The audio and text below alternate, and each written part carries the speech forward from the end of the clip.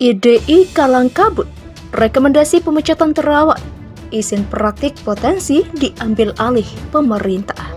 Izin praktik itu menjadi domain negara saja, ketimbang dikasih kepada rekomendasi satu organisasi profesi. Saya menyikapi pemecatan Dr. Terawan ini itu sangat tidak bijak. Sebetulnya setiap keputusan apapun itu kan harus ada prosesnya. Ini kan nggak ada proses apa, jadi tahu-tahu dipecat. Jadi banyak yang banyak hukum yang kayak abal-abal gitu. Jadi menurut saya memang ini harus ada penjelasan yang lebih terbuka lagi semua aspek yang berkenaan dengan pemecatan ini. Dan ini yang menunjukkan bahwa saya kira memang hal ihwal untuk penyelesaian masalah Dr. Terawan ini belum dilakukan secara baik. Iya, ini kepemecatan ini sebenarnya kan IDI itu terlalu arogan gitu Pak. Kami rakyat ini kan butuh sehat. Jadi ya marilah kita hargai itu apa dia Pak. IDI itu ya musyawarah lah mufakat biar rakyat ini juga itu Pak tahu gitu. Jadi mohon IDI juga koreksi lah ya. Jangan terlalu arogan gitu Pak.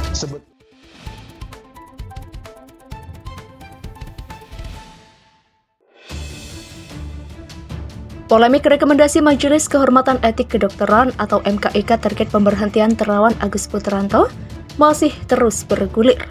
Kini bahkan muncul bahwa izin praktik dokter akan diambil alih oleh pemerintah.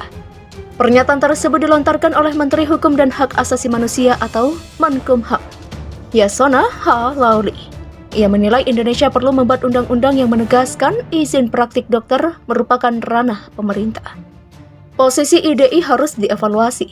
Kita harus membuat undang-undang yang menegaskan izin praktik dokter adalah ranah pemerintah, dalam hal ini Kementerian Kesehatan. Demikian tulis Lauli pada akun media sosial miliknya seperti dikutip dari Antara. Yasona juga menyesalkan putusan IDI memberhentikan permanen mantan Menteri Kesehatan, Dr. Terawan, yang merupakan seorang spesialis radiologi dari keanggotaan. Saya sangat menyesalkan putusan IDI, apalagi sampai memvonis tidak diizinkan melakukan praktik untuk melayani pasien. Demikian kata dia seperti dikutip dari Antara.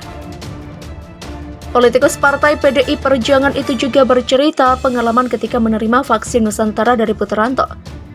Bahkan Lauli mengaku tidak meragukan kredibilitas dan keahlian sang dokter itu. Sejak lama ia mengaku sangat berminat mendapatkan vaksin Nusantara itu.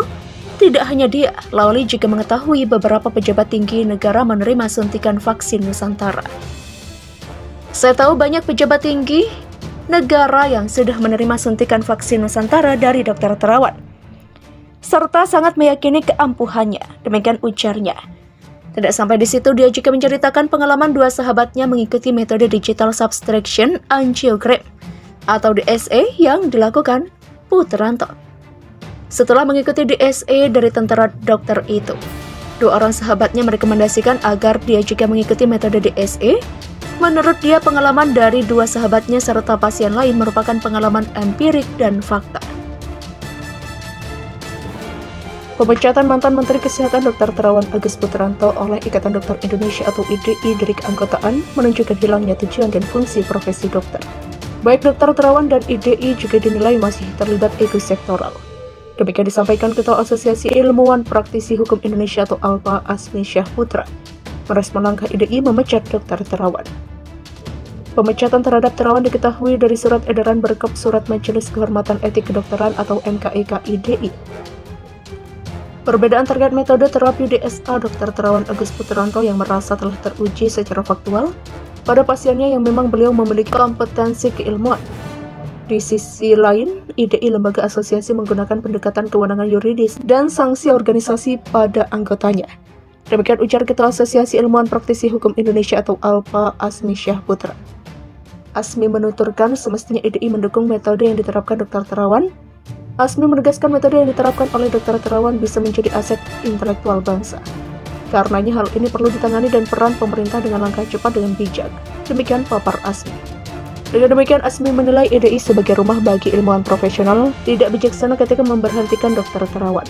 Pasalnya, kata Asmi, secara tugas IDI semestinya dapat menghimpun segenap potensi dokter seluruh Indonesia, lalu menjaga dan meningkatkan harkat dan martabat serta kehormatan profesi kedokteran, mengembangkan ilmu, pengetahuan, dan teknologi kedokteran, termasuk meningkatkan kesehatan rakyat Indonesia menuju masyarakat sehat dan sejahtera.